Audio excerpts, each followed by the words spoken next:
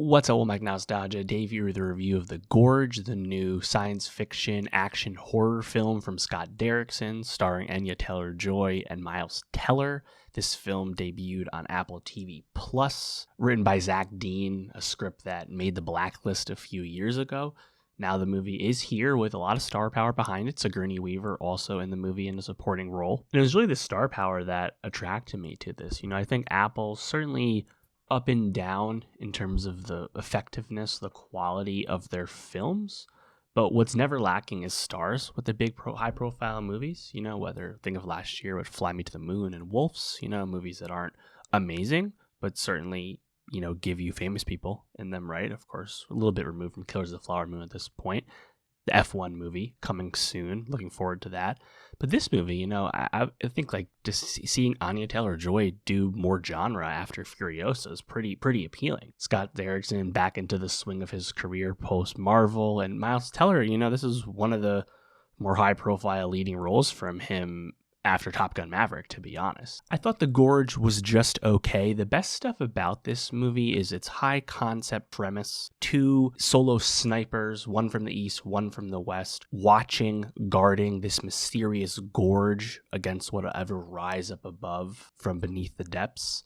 Intriguing premise for a sci-fi film, and when your two snipers are played by compelling faces such as Miles Teller and Anya Taylor-Joy, there's a lot to like. I think the very beginning of the movie, begin to get to know one another, develop a romance. I think all that's very strong. The movie falls apart though because it doesn't maintain much tension. It reveals the identity of what's in the gorge within the first 30 minutes. There's some cool set pieces, there's some cool action for sure. Ultimately, I think the best stuff is the character work. It's fun to watch Anya Taylor-Joy in an action movie once again. She's proven herself very capable at this following Furiosa. Teller's a bit more reserved than I'd like, given how charismatic of a performer he can be, but I still enjoyed his presence. I enjoyed their chemistry. I think if the movie had spent a lot more time above the gorge, there's the sense of dread, the buildup of what's going to happen to them. Obviously we know they have all these weapons, these automated turrets, and there's their armories and whatnot to defend against. But what's down there? What's going on, right? Is it truly the gates of hell? What's going on? If we built up to that and then spent more time with them getting to know each other and having the romance take off, I probably would have found that more compelling.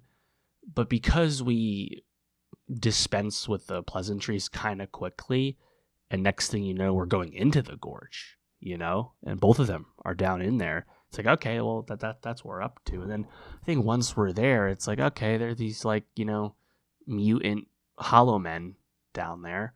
Let's find out why. And then, the plot reveals are all pretty standard stuff, nothing too out of the realm of science fiction fandom's brain, there's a lot of alien inspiration, unsurprisingly. None of the body horror is too captivating. There's some cool stuff. There's a sequence when they're crossing through this web of tissue, we'll say. I think the ending sequence down there involving the Jeep winch is certainly the best action in the entire movie. A lot of it's pretty garish CGI down there. It doesn't look amazing. Some of it looks fine, but I was kind of excited when they got back up out of the gorge again, and there was still 30 minutes left in the movie.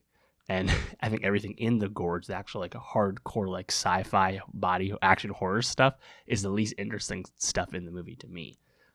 Sigourney Weaver's character definitely on set for 2 days. She's really only in 2 scenes.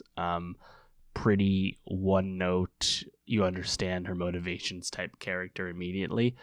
Also some expository dialogue in the movie at times, but yeah, overall, I still enjoyed it for what it was. I just think this is a movie that could have been a lot better, actually, with a little bit of a different structure, but I still enjoyed it. I think that's largely because the talent on screen is really lifting up the material, which definitely has some flaws. But yeah, for a movie that's only on streaming, it's hard to do better than this, especially in the beginning of the year. Frankly, this is a movie that would have been well served to be released in theaters. Probably could have found a decent audience, given leaning into the horror marketing a little bit. Nonetheless, still happy I watched it. Let me know, what you think of The Gorge. What did you like most about it? Do you agree there's some structural things you would change if it was up to you? Let me know. And for more movie reviews, subscribe, and I'll see you next time.